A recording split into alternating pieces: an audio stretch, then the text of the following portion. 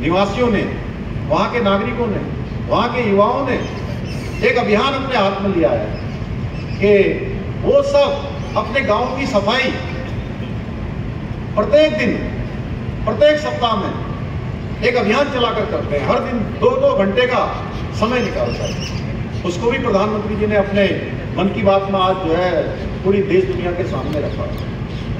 कोई प्रकरण ऐसा होता, आज 4 धामों में इतनी बड़ी संख्या में आप देख रहे हैं कि इतनी बड़ी संख्या आ रही है। पिछले साल 2023 में संख्या थी हमारी 56 लाख और उससे पहले साल हमारी 45 लाख थी। 45 लाख, फिर 56 लाख और 56 लाख के बाद अभी यात्रा फिर से प्रारंभ हो गई, दूसरा चरण प्रारंभ हो गया। तो 35 लाख से ज्यादा लोग अभी तक आ चुके हैं। जबकि आप देख रहे होंगे आपदाएं भी आ रही हैं, तमाम भूस्खलन भी हो रहा है, बारिश भी हो रही है। हमको हर साल इन सब का एक बड़ी चुनौती के रूप में सामना करना पड़ता है। लेकिन हमारे प्रधानमंत्री जी के कारण से, जब से उन्होंने बाबा केदार में जाकर वहाँ लगातार उन्होंने प्रवास किया, रात्रि प्रवास किया, रात्रि को गुफा में उन्होंने रात्रि निवास किया, उसके बाद आने वालों की संख्या बढ़ गई। माणा के, भारत का जिसको अंतिम गांव कहते थे माणा गांव, उस गांव में जाकर पूरे देश के सभी गांवों को उन्होंने कहा ये माणा गांव जिसको भारत का अंतिम गांव कहते थे, अब ये भारत का अंतिम गांव नहीं होगा, ये माणा अब भारत का पहला गांव है। और माणा जैसे जितने भी गांव हैं उन सभी गांवों का विकास पहले गांव के रूप में किया जाएगा। भाइयों बहनों, इसके बाद प्रधानमंत्री जी ने पिछले वर्ष, इतना ही नहीं, पिछले वर्ष उन्होंने आदि कैलाश जौलीग्रांग 17,000 फुट की ऊंचाई पर, वो देश के पहले प्रधानमंत्री हैं जिन्होंने पूरी दुनिया को भारत का जो आदि कैलाश है, बाबा शिव का धाम है, उस बाबा शिव के धाम के दर्शन करवाए, सबका ध्यान आकृष्ट किया 17,000 फुट की ऊंचाई पर। तो हर प्रकार से हमारे उत्तराखंड को प्रमोट करते हैं। 4 धाम ऑल वेदर सड़कें बन गई। आप देखिए आज यात्रा इतनी बड़ी इसलिए हो रही है कि आसानी से लोग 6 घंटे में ऋषिकेश से बद्रीनाथ पहुंच रहे हैं। आप सब लोग यहाँ गुरुग्राम में हैं, दिल्ली में अभी इस साल के अंत तक या फरवरी माह तक, जब देहरादून से दिल्ली की जो एलिवेटेड सड़क है उस सड़क का काम पूरा हो जाएगा तो 2 से 2.5 घंटे अधिकतम आप दिल्ली से देहरादून पहुंच जाएंगे, देहरादून से दिल्ली पहुंच जाएंगे।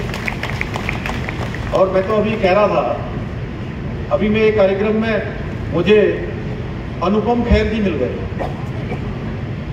दिवांग जो एबीपी न्यूज के एक बड़े पत्रकार है। उन्होंने मेरा इंटरव्यू लिया, मेरा इंटरव्यू ले रहे थे। तो मैंने दिवांग से पूछा कि दिवांग जी आप गाड़ी से आए हो देहरादून? उन्होंने कहा मैं हवाई जहाज से आया हूँ। मैंने कहा आने वाले समय में आप हवाई जहाज से नहीं आएंगे, आप सड़क मार्ग से आएंगे, क्योंकि आपको अगर आप दिल्ली से देहरादून जाने के लिए अपने घर से निकलेंगे तो कम से कम आपको 2 घंटे पहले घर से निकलना पड़ेगा, हवाई जहाज पकड़ना है तो 2 घंटे तो ये लग गए। 1 घंटा आपको हवाई जहाज की यात्रा में लग गया, 1 घंटा आपको बाहर निकलने में और अन्य चीज़ों में लग जाएगा, 4 घंटे तो ये हो गए। और कम से कम 1 घंटा आपको फिर भी वहां तक पहुंचने में लग जाएगा जहां आपको पहुंचना है। तो कुल घंटे कितने हो गए? 5 हो गए ना? 5। तो मैंने कहा 5 घंटे में आप पहुंचोगे और रोड से जाओगे तो अधिकतम आपको 2.5 घंटे लगेंगे। तो आप क्या पसंद करेंगे? अगर आपको भी जाना होगा तो कैसे जाएंगे? तो ये रोड किसके कारण से बन रही है? हमारे प्रधानमंत्री मोदी जी के कारण से। ऐसे अनेक काम आज ऑल वेदर रोड हैं, भारतमाला श्रृंखला की सड़कें हैं, चाहे दूरसंचार के टावर लगाने हैं, चाहे हमारे पर्यटक केंद्रों का विकास होना है, चाहे हमारे हवाई अड्डे बनने हो, देहरादून का हवाई अड्डा इतना अच्छा बन गया। आप देखेंगे, मेरे से एक बड़े भारत सरकार में मंत्री रहे हमारे मित्र हैं, मुझे कह रहे थे कि इतना अच्छा हवाई अड्डा तो हमारा राजधानी का भी नहीं है, बड़े राज्य का, जितना अच्छा हवाई अड्डा आपका बन गया है। पंतनगर का हवाई अड्डा बनने जा रहा है, हमारी हवाई पट्टियां चल रही हैं। इतने अनगिनत काम है, मैं गिनाऊंगा तो कई घंटे लग जाएंगे, लेकिन मैं आज तो आपके बीच में इसलिए आया हूं। मैंने कहा कि मुकेश शर्मा जी का भी आपसे लगाव है, आपका भी मुकेश शर्मा जी से लगाव है, हमारे प्रधानमंत्री जी का भी लगाव है, और हमारे नायक सिंह सैनी जी हमारे मित्र हैं, जो मुख्यमंत्री युवा मुख्यमंत्री हैं यहाँ के, और वो अभी तो कुछ दिनों पहले आए हैं, लेकिन तमाम उन्होंने निर्णय ले लिए, धड़ाधड़ एक के बाद एक निर्णय लिए हैं। लेकिन जब पूरे 5 साल के लिए सरकार में आएंगे तो आप निश्चित मानिए कि बहुत कायाकल्प यहाँ का करेंगे। और मुकेश भाई को आप जानते हैं, उनके बारे में ज्यादा बताने की आवश्यकता नहीं है। मुकेश शर्मा जी 20-25 सालों से एक सामान्य कार्यकर्ता के रूप में आप सबके बीच में काम कर रहे हैं। आप भली बात ही परिचित हैं। जो व्यक्ति बिना विधायक रहते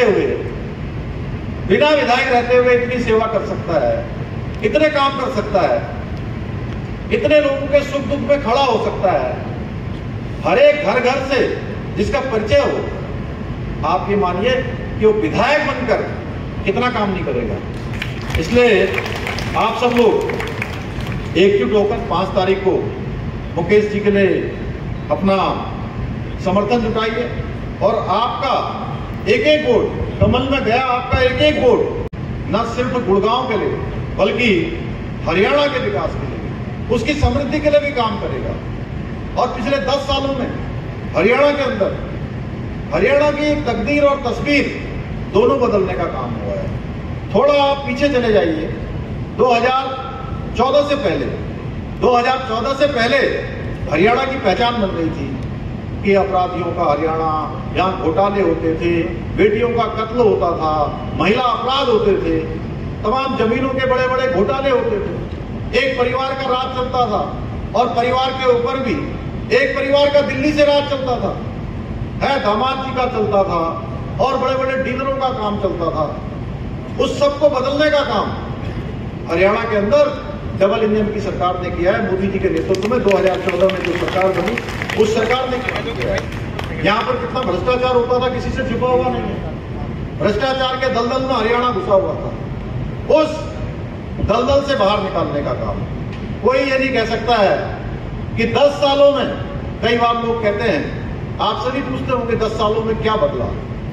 10 सालों में हरियाणा में पारदर्शिता का शासन आया, कानून व्यवस्था पूरी तरह से मजबूत हुई, और जो गरीब माता पिता के बेटे और बेटियों को पहले नौकरी नहीं मिलती थी, पहले नौकरी मिलती थी जो नकल माफियाओं के साथ मिले हुए थे, जो पर्ची और खर्ची के सिस्टम में फिट बैठते थे, उनको नौकरी मिलती थी। लेकिन डबल इंजन की सरकार आने के बाद 1.5 लाख नौकरियां मिली, और एक भी पर्ची और खर्ची से नहीं मिली। और अभी आप देख रहे होंगे, जो लोग अभी मुकेश शर्मा जी कह रहे थे, कहते हैं हम यहाँ उन हिंदुओं को नहीं रहने देंगे, कोई कहता है हम नौकरी तब अगर हमारी सरकार आएगी, तो वो अभी से कहने लग गए विधायक के प्रत्याशी, जो विधायक के लिए खड़े हुए हैं, अभी विधायक बने भी नहीं है, विधायक बनने से पहले ही उन्होंने कहना शुरू कर दिया है कि अगर हमारी सरकार आएगी, हम विधायक बनेंगे, तो 2 लाख नौकरियों में से कहते हैं 2000 नौकरी तो अकेले में अपने नातेदारों को, रिश्तेदारों को, या जो लोग पर्ची खर्ची का सिस्टम चलाएंगे उनको देंगे। क्या आप ऐसी सरकार फिर से लाना चाहते हैं? क्या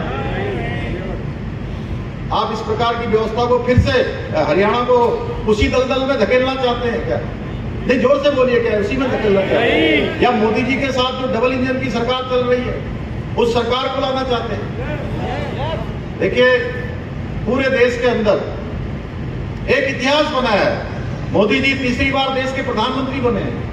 ऐसे उत्तराखंड का जब चुनाव हो रहा था, ठीक 6 महीने पहले मुझे भी ये जिम्मेदारी दी गई, मैं भी इस दायित्व में आया, और मुझे लोग कहते थे, बड़े बड़े राजनीतिक विद्वान, रवि जी बहुत बड़े बड़े विद्वान कहते थे।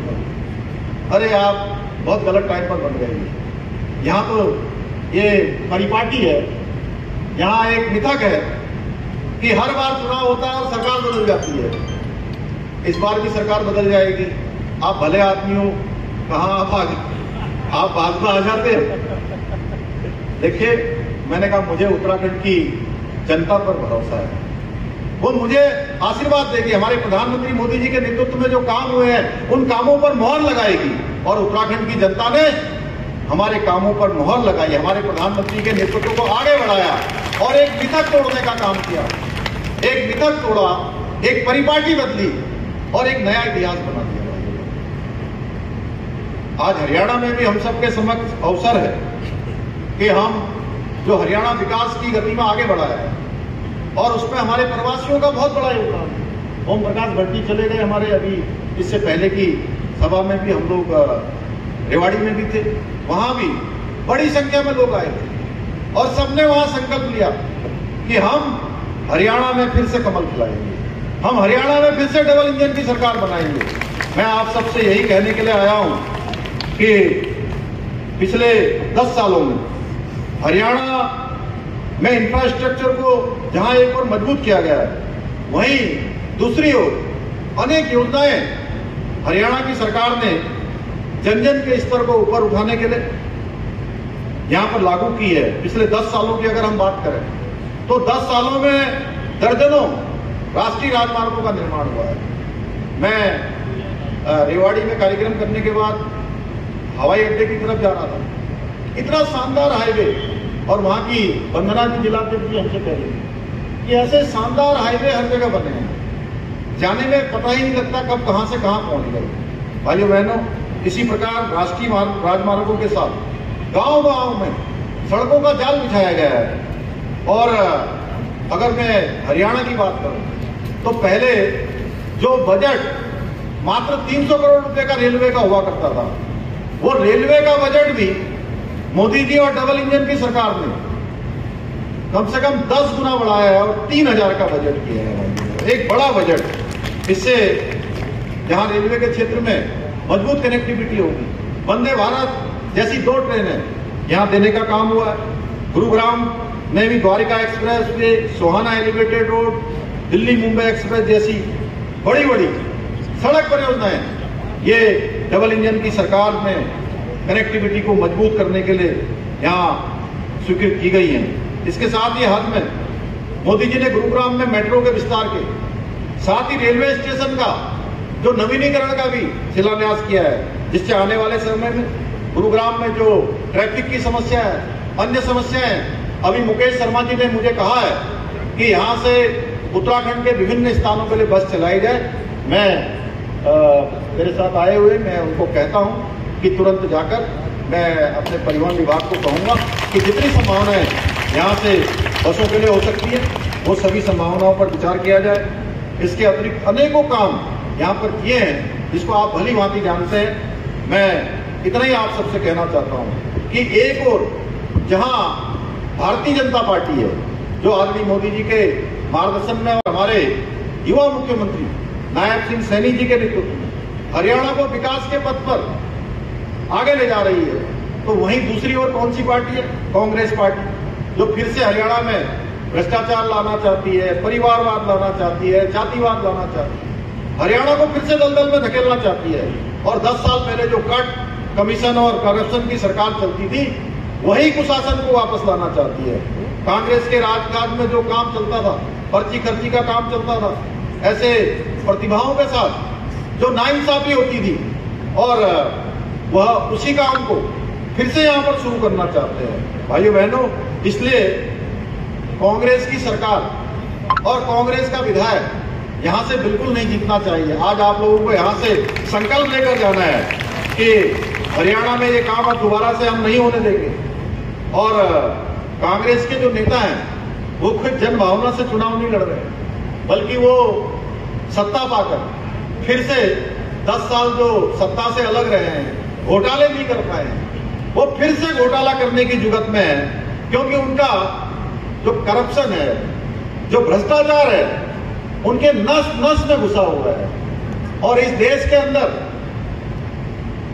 भ्रष्टाचार की जननी अगर किसी पार्टी को कह सकते हैं तो कौन सी पार्टी है? वो पार्टी है कांग्रेस पार्टी। तो इसलिए आपको याद होगा कि 10 साल पहले कैसे रोज रोज नए नए घोटाले होते थे, कैसे यहां पर सत्ता में दलाली का सिस्टम चलता था, और वो आज भी इतने घोटाले करने के लिए बेजान हो गए हैं। और उनकी लड़ाई पहले सरकार आई नहीं है, सरकार उनके आने वाली भी नहीं है, लेकिन सरकार आने से पहले ही वहां लड़ाई शुरू हो गई है, खींचतान शुरू हो गई है भाइयों बहनों। इसलिए आप सब लोग यहां से आज एक संकल्प करके जाइए कि केवल अपना ही वोट नहीं देना है, अपने वोट के साथ साथ यहां के पूरे समाज को भारतीय जनता पार्टी ने जो काम किया है, जो प्रधानमंत्री मोदी जी ने काम किया है, जो हमारे प्रत्याशी मुकेश शर्मा जो युवा हैं, नौजवान हैं, उनके मन में कुछ करने की ललक है, उनको आगे बढ़ाने के लिए घर घर जाना है। और 5 तारीख तक हमको बिल्कुल भी शांति से नहीं बैठना है। मैं आपसे यही कहने के लिए आया हूं। अभी देखिए आप भाइयों बहनों, ये जो हरियाणा है या उत्तराखंड है, यहां दोनों ही राज्यों से हमारे हजारों सैनिक आज भारत माता की सेवा कर रहे हैं। मैं अभी पिछले दिनों कश्मीर गया था और कश्मीर के बनी क्षेत्र में गया था, जहां हमारे गढ़वाल राइफल्स के 5 जवान भारत माता की रक्षा के लिए जिन्होंने अपने प्राणों की आहुति दी। और कश्मीर के अंदर चुनाव हो रहा है, वहां कांग्रेस पार्टी का समझौता किसके साथ है? कांग्रेस पार्टी का समझौता है नेशनल कॉन्फ्रेंस के साथ। और national conference party Farooq Abdullah की पार्टी, वो पार्टी वहां पर कह रही है कि अगर हमारी सरकार आएगी तो हम पाकिस्तान के साथ फिर से बातचीत शुरू करेंगे, व्यापार शुरू करेंगे, अलगाववादी, जिहादी और पत्थरबाजों को जेल से छोड़ देंगे। और इससे बड़ी बात कह रहे हैं कि जो मोदी जी ने धारा 370 समाप्त की, जिसके कारण से वहां आतंकवाद समाप्त हो गया, हमारे जवानों पर जो पत्थरबाजी की घटनाएं होती थी, आतंकवाद की घटनाएं होती थी, हमले होते थे, उस धारा 370 को हम समाप्त कर देंगे भाइयों बहनों। आप सोचिए, क्या कश्मीर हमारा नहीं है क्या? जिस कश्मीर को बचाने के लिए हमारे हरियाणा के जवानों ने, उत्तराखंड के वीर जवानों ने अपनी शहादत दी है, क्या हम चाहेंगे कि उनको फिर से पत्थरबाजी की घटनाओं का सामना करना पड़े? क्या हम चाहेंगे कि उनके ऊपर आतंकवादी हमले फिर से हों? क्योंकि मैं भी एक सैनिक परिवार से आता हूं, इसलिए मैं आपको कांग्रेस के एक और षड्यंत्र के बारे में यह बता रहा हूं भाइयों बहनों। कांग्रेस को हमारे सैनिकों की कोई चिंता नहीं है, उनको सत्ता हथियाने की चिंता है, उनको हमारे सैनिकों को जान पर दांव लगाने की भी कोई चिंता नहीं है भाइयों बहनों। इसलिए ऐसी लालची, मौकाप्रस्त, भ्रष्टाचारी, परिवारवादी पार्टी को हरियाणा से बिल्कुल उखाड़ फेंकना है। ये कांग्रेस पार्टी के चुनावी वादे हैं, अपने वादों को पूरा करने के लिए ना तो इनकी नियत है, न इनके पास कोई नीति है। और जहां भी इनकी सरकार आई है पूरे देश के अंदर, वहां इन्होंने सरकारी खजाने खाली कर दिए। यहीं देखिए आप, जहां हिमाचल में तमाम कहा कि 1.5 लाख लोगों को नौकरियां देंगे। अब नौकरियां देना तो दूर की बात, वहां के कर्मचारियों को वेतन देने के लिए भी उनके पास पैसा नहीं है भाइयों। जितने उन्होंने वायदे किए, एक भी वायदा पूरा नहीं कर पाए। मैं तेलंगाना गया था लोकसभा के चुनाव में, तेलंगाना में ऐसे ही झूठे वायदे करके सत्ता में आए। ऐसे ही कर्नाटक में आप देख रहे होंगे सिद्धरामैया, वहां के मुख्यमंत्री, वो उनकी अपनी सरकार उनकी जांच कर रही है। हाईकोर्ट कह रहा है कि ये दोषी हैं, वो जल्दी जेल भी जाने वाले हैं। वहीं हमारी आप पार्टी के 10 साल से यहाँ पर सरकार चल रही केजरीवाल जी की, वो अभी जेल से छूट कर आए हैं। वो भी तमाम प्रकार की बातें कहते हैं, यमुना साफ नहीं हुई तो इसके लिए हरियाणा के लोग दोषी हैं। यानी कि अपनी नाकामियों का दोष, उसका ठीकरा आप लोगों पर फोड़ते हैं भाइयों बहनों। इसलिए मैं आप सबसे कहने आया हूं कि ये एक ऐसा अवसर है, आपको किसी के बहकावे में नहीं आना है और भाजपा के कमल को ही अपनाना है, भाजपा के कमल को ही अपना वोट देना है। इसलिए ये दोनों पार्टियों से जो भी लोग आपके बीच में आ रहे हैं, उनसे सतर्क रहना है। आपके आशीर्वाद से हरियाणा में फिर से भाजपा की सरकार आएगी और राज्य का सतत विकास आगे बढ़ेगा। प्रदेश के 2 लाख युवाओं को नौकरी मिलेगी। सेना में अपनी सेवाएं देकर जो अग्निवीर वापस आ रहे हैं उन सभी को पक्की नौकरी देने के लिए हमारे मुख्यमंत्री जी ने कहा है। भाई लाडो लक्ष्मी योजना के तहत 2100 रुपए की प्रतिमाह वित्तीय सहायता का संकल्प हमारे संकल्प पत्र में लिया गया है। राज्य के 5 लाख परिवारों को आवास उपलब्ध कराने का, ग्रामीण क्षेत्रों में कॉलेज जाने वाली सभी बेटियों को स्कूटी देने का भी संकल्प लिया है। ग्रामीण किसी भी सरकारी मेडिकल कॉलेज, इंजीनियरिंग कॉलेज में पढ़ने वाले हरियाणा के सभी ओबीसी एससी कैटेगरी के छात्रों को संपूर्ण छात्रवृत्ति दी जाएगी। गरीब परिवारों को केवल 500 रुपए में एलपीजी सिलेंडर देने की जो योजना है, उस योजना को हरियाणा की सरकार नायाब सिंह सैनी जी के नेतृत्व में उसको भी आगे बढ़ाएगी।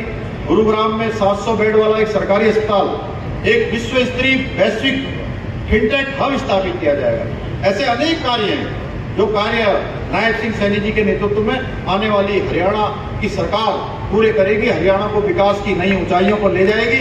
मैं आप सबसे ये अपील करने के लिए आया हूं कि 5 तारीख को, और आप सब लोगों ने 5 तारीख को आएगी, और मुझे पता है आप सब लोगों को इतनी बड़ी संख्या में देखकर मेरे मन में अब कोई संदेह नहीं है कि इस गुरुग्राम विधानसभा से भाजपा जीतने वाली है, मुकेश शर्मा जीतने वाले हैं। लेकिन मैं आप सबसे अनुरोध करूंगा कि आप लोग 5 तारीख तक लगातार सचेत रहिए, आप सब जागते रहिए।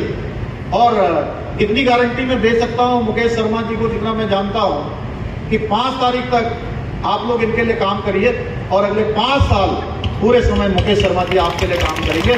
इतना ही आप सबको निवेदन करते हुए और कमल के फूल वाला बटन दबाने का आह्वान करते हुए आप सबका धन्यवाद करते हुए अपनी बात समाप्त करता हूँ। बहुत बहुत